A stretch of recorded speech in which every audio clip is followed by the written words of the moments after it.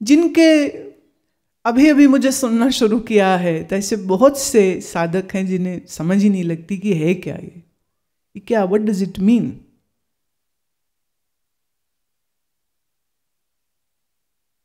तो इसको भी समझाएंगे और आत्मा क्या है ये भी समझाएंगे।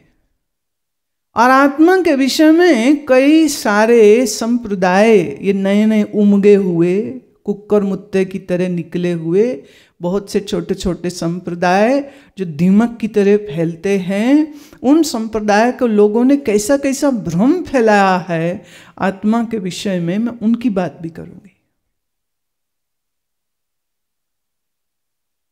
ये अपने आप को समझने की इस राह पे चलाने के लिए कुछ चीज़ों को बहुत अच्छे से हम लोग विस्तार से समझने की चेष्टा करते हैं। आपकी सुविधा के लिए, क्योंकि ये विषय मैंने कहा ना थोड़ा सा गंभीर रहेगा, सो कुछ स्लाइड्स का इस्तेमाल हम करेंगे जिससे बात थोड़ी और स्पष्टता से और सुविधा से आपको समझ आ जाए। जिसे हम कहते हैं आत्मा, या हिंदी में बोले तो आत्मा संस्कृत शब्द का अर्थ होता है मैं। कौन सा मैं? शुद्ध में, द प्योर सेल्फ। यह शुद्ध में पंच कोशों से घिरा हुआ है। इसी भजन का हिस्सा, पंच कोशों से मैं हूं न्यारा। प्रश्न पहला जो उठता है, ये पंच कोश क्या है? कोश शब्द का अर्थ होता है जैसे कहें संदूक, कोश, खजाने को रखने के लिए जिस पेटी को इस्तेमाल करेंगे हम उसको भी कोश कहेंगे। जहां राज्य का अर्थ रखा जाए उस जगह को कहते हैं राजकोष। तो कोश शब्द का अर्थ क्या हुआ? संदूक। अच्छा, कोश शब्द का अर्थ मयान भी होता है। तलवार को हम जिसके अंदर रखते हैं उस मयान को भी कोश कहते हैं।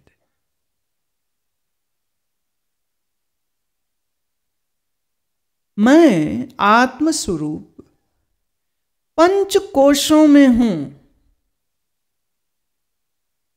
पांच कोशों के साथ घिरा हुआ हूं। अब ये पंचकोश क्या है जिससे तुम न्यारे हो? न्यारे माने अलग। न्यारा शब्द ना खड़ी बोली का शब्द है। खड़ी बोली में जैसे कोई अब हिंदी में बोले ना मैं आ रहा हूं, तो खड़ी बोली में कहेंगे मैं आवत भया।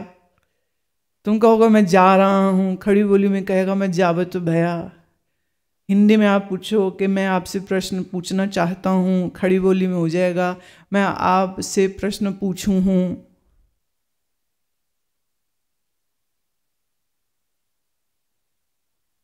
तो यह मैं पंचकोशों से है। अब ये स्क्रीन पर आप देखिए 5 घेरे बने।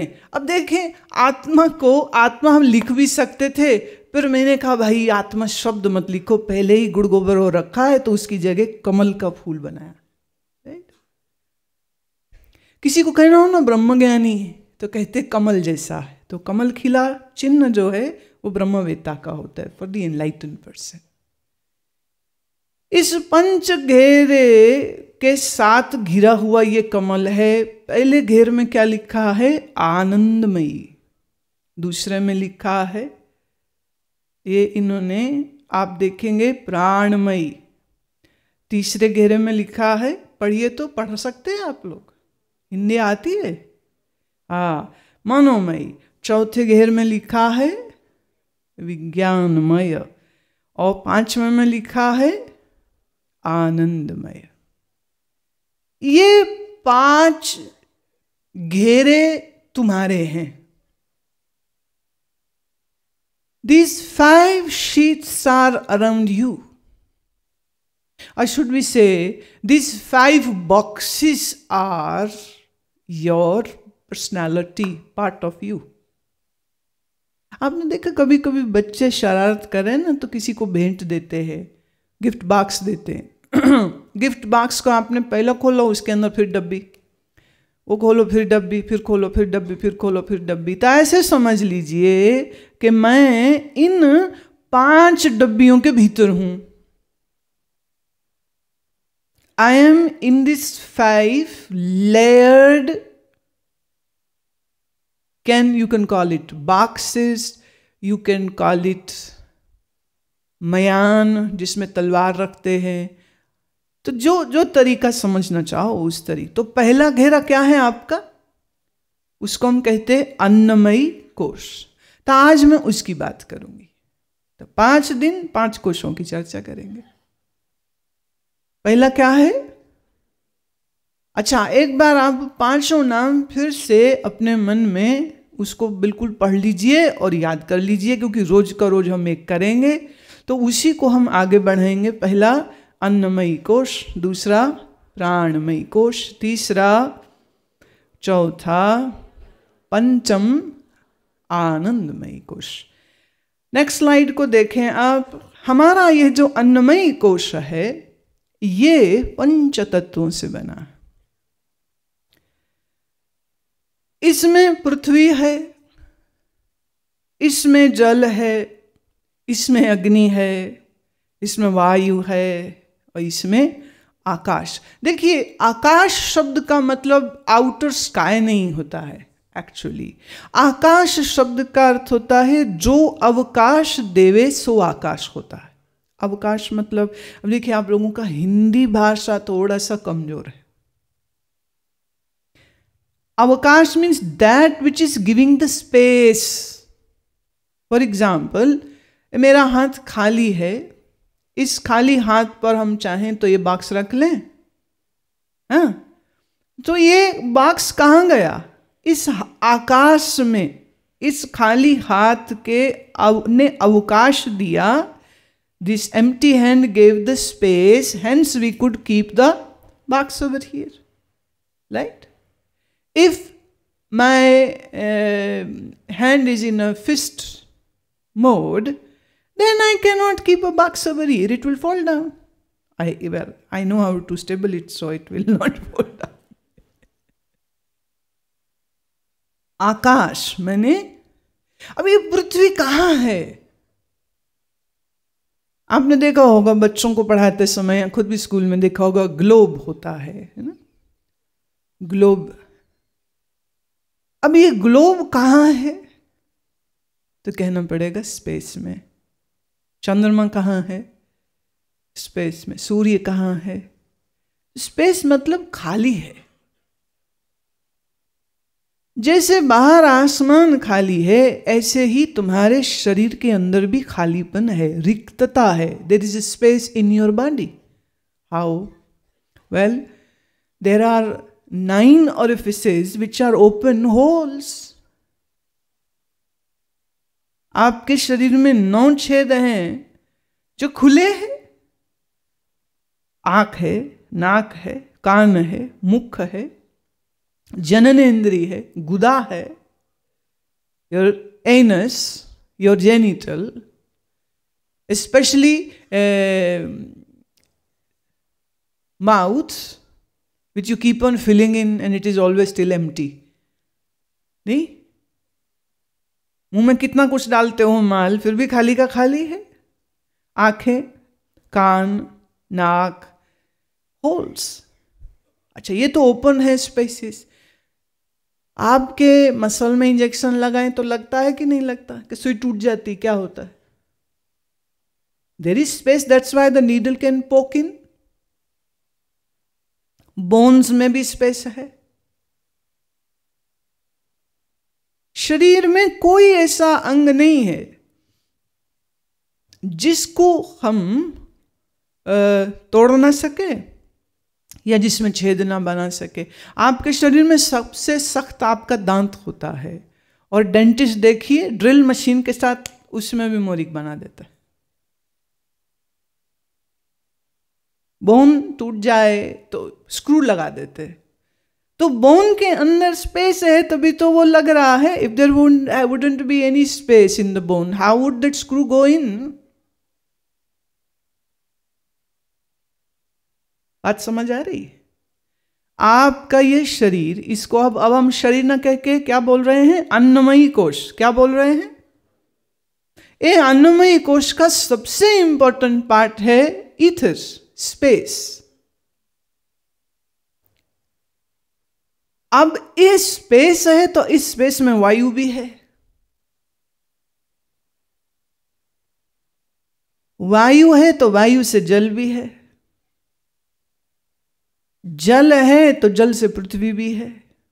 सी, अगर आप एवोल्यूशन को देखें तो एवोल्यूशन की थ्योरी क्या कहती है? पहले कहा कुछ नहीं था, सिर्फ ईथर था. फिर इसी में वायु उत्पन्न हुई, एक स्फीयर में वायु उत्पन्न हुई, और उसी वायु के घर्षण से जल तत्व उत्पन्न हुआ. उसी जल तत्व के घनीभूत होने से पृथ्वी हुआ. तो शरीर में कितने तत्व है? 5. शरीर में अग्नि भी है. अगर ये अग्नि कम हो जाए, 98.2 से कम हो जाए तो भी तकलीफ है. 98.2 से बढ़ के 104, 105 हो जाए, बुखार हो गया तो भी तकलीफ है. आयुर्वेद कहता है आपके शरीर में 5 प्रकार की अग्नियां हैं. मस्तिष्क में पित्त है, आंखों में पित्त है, आपके पेट में पित्त है, आपके, उसको पित्त बोलते, अग्नि को पित्त बोलते, अग्नि है. यही अग्नि कम हो जाए पेट में, उसका आयुर्वेद में नाम है पाचक अग्नि. अगर ये पाचक अग्नि कम हो जाए तो भूख नहीं लगेगी, पर आपका मन है बेईमान और जीभ है लालची, अच्छे अच्छे पदार्थ दे के कहे खा लो खा लो, ये तो ध्यान देगी नहीं कि भूख पूरी है या नहीं है. ऐसे ही अग्नि आपके रक्त में भी है. There is a fire in the blood also. आपने देखा होगा कईयों को अर्टिकेरिया हो जाता है, चमड़ी का रोग होता है, जिससे हिंदी भाषा में पित्ती उछलना बोलते. चकते पड़ जाते स्किन के ऊपर, बड़ी खुजली, बड़ी तकलीफ देता है. वो रक्त में पित्त बढ़ जाने से होता है. तो आयुर्वेद कहते हैं शरीर में 5 प्रकार की अग्नि.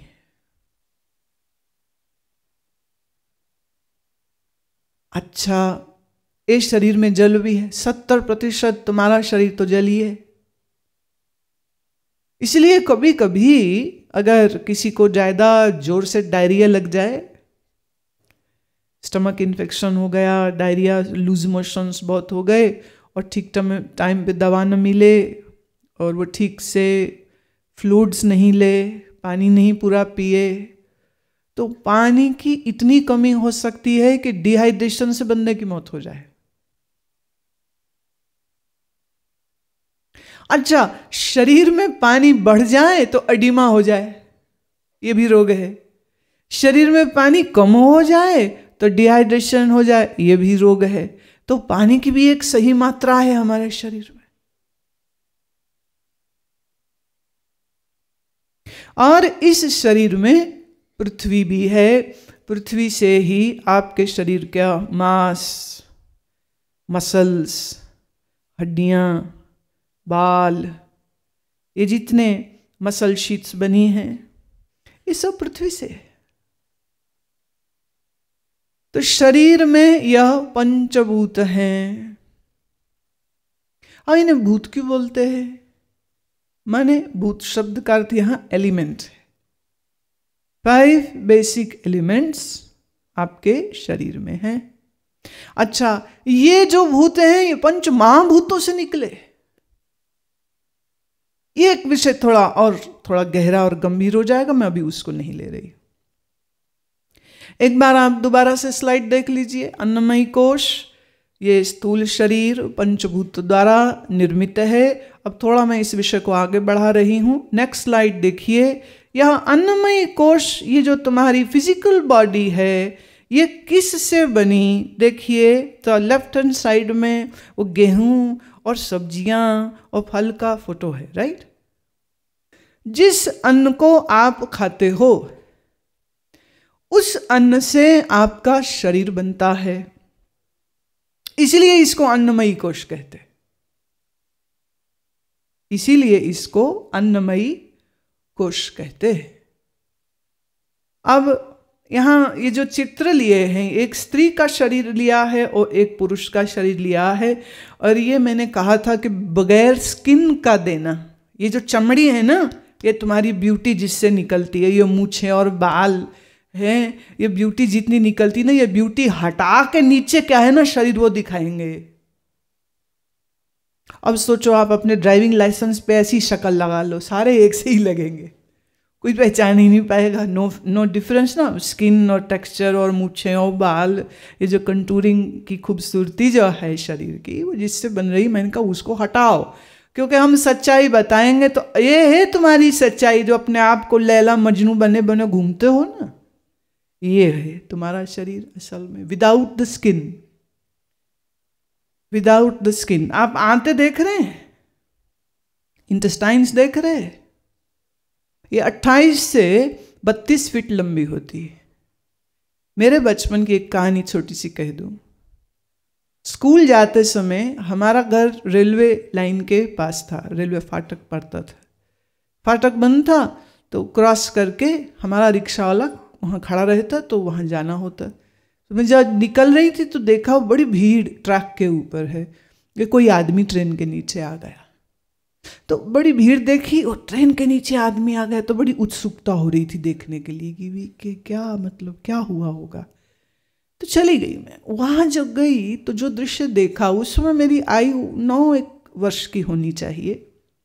वो पेट कटा था उसका, और पूरी 28 फीट आते ट्रैक में ऐसे बिखरी हुई थी उसकी। 28 feet intestines were all on the railway track, and the body was still moving. ऐसा, it was still moving. अब ये जब देखा, वो खून खून हुआ पड़ा एकदम सब। बड़ा विभत्स दृश्य था मेरे लिए। हमारा बाल मन इस दृश्य को देख के तो बिल्कुल हिल गया। स्कूल का समय था तो स्कूल चली गई, लेकिन वो दृश्य जो है वो आँख के जरिए ऐसा मन पे टिका के just kept on haunting me whole times. फिर वो चांस है ना, वो हमको अक्सर कोई ना कोई दुखियारा आता था अपना आत्महत्या करने, तो सब ट्रेन के ही नीचे आते थे। भाई आसान है ना, जहर तो नकली मिल जाए बाजार में, पता नहीं ट्रेन तो असली आएगी। वो तो कभी एक दो बार हमने गर्दन कटी देखी, एक दो बार टांगे अलग कट गई, गर्दन अलग कट गई। वो बिल्कुल क्षत शरीर हुआ पड़ा था, बड़ी बुरी तरह से कटा फटा शरीर। जिस शरीर से तुम इतना मोह करते हो प्यारे, वो शरीर निकला है अन्न से। इस शरीर को बनाने के लिए आप खाए अन्न, अन्न कहो, फल कहो, दूध कहो, जूस कहो, एवरीथिंग इज अन्न। अच्छा, अन्न कैसे उगा? पृथ्वी, जल, अग्नि, वायु, आकाश, है ना।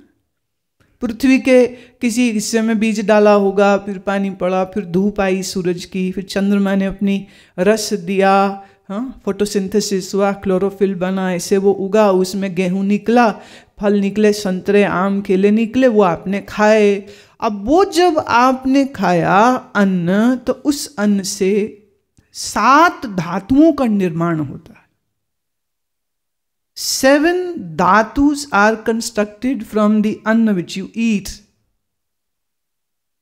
अन्न meaning food, grains, milk, vegetables, fruits, everything comes in category of अन्न। इसी शरीर से आपके शरीर में सबसे पहले बनता है रस, फिर बनता है रक्त, फिर बनता है मांस, फिर बनता है मेद, फिर बनती है अस्थि, फिर बनती है मज्जा, और फिर बनता है शुक्र। पुरुष के शरीर में वीर्य और स्त्री के शरीर में अंडों का जो निर्माण है जो वह इसके अन्न के द्वारा होता है। 7 layers are formed from one food which you eat. रस, रक्त, फिर इसी रक्त के बाद मांस, फिर मेद, मांस माने मसल्स, मेद माने फैट, अस्थि माने बोन, मज्जा माने the bone marrow, and then the 7th is the sperm or the egg which is formed in the mother's or the woman's body. बात समझ रहे? अन्न से कितनी धातुएं बनी? 7। अब थोड़ी एक अगली स्लाइड देखते हैं, फिर उसे भी समझते हैं। ये जो वीर्य उत्पन्न हुआ पुरुष के शरीर में, और ये जो अंडा बना माता के स्त्री के शरीर में, जब स्त्री और पुरुष का आपस में मिलाप होता है, तो आप फर्स्ट राउंड देख रहे हैं, वीर्य का अंडे से मिलाप हो रहा है। पुरुष का वीर्य स्खलित जब स्त्री के शरीर में होता है, ये जो काले से रंग का आप देख रहे हैं ना, एक फिगर बना हुआ, at one time there are millions of spermatozoa which get released. एक दो नहीं होते, मिलियंस होते हैं। कुल मात्रा एक बड़ा चम्मच हो सकता है, लेकिन उसके अंदर करोड़ों स्पर्मेटोजा होते हैं। लेकिन इन स्पर्मेटोजा में से कोई एक जो माता के अंडे तक पहुंचे, तो इसको हम कहते हैं गर्भाधान हुआ। सेकंड इमेज देखेंगे तो इसमें गर्भाधान हो चुका है, तो अब इसे हिंदी में कहते हैं युग्मनज, अंग्रेजी में बोलते हैं जाइगोट। ये अब सेल्स की मल्टीप्लिकेशन शुरू हो जाती है। एक स्पर्म वीर्य, एक अंडा आपस में मिले तो 2, 2 से 4, 4 से 6, 6 से 8, 8 से 100, 100 से 1000, ऐसे कई अरब सेल्स बनने लग जाते हैं। और जो नीचे आप तस्वीर देख रहे हैं, ये 8 सप्ताह का भ्रूण है। ये 8 सप्ताह का this foetus is 8 weeks old.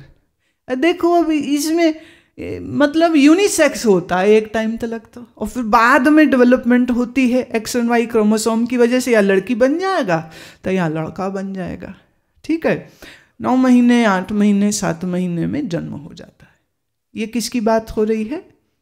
अन्नमयी कोश की। किसकी बात हो रही है? अन्नमयी कोश की। इस पिक्चर में आप स्त्री के गर्भ में मौजूद शिशु को भी देख सकते हैं। Can you see that? उल्टा है ना, सर नीचे की ओर होता है, buttocks are on the top, head is downward, और इतनी कम जगह है इसलिए घुटने जो हैं वो उसके छाती के साथ चिपटे हुए होते हैं। ये माँ के गर्भाशय के अंदर की पिक्चर है जो ली गई है, क्योंकि आजकल 3D 4D अल्ट्रासाउंड आ गया है, उससे तो बहुत और भी बहुत सुंदर ली जा सकती है।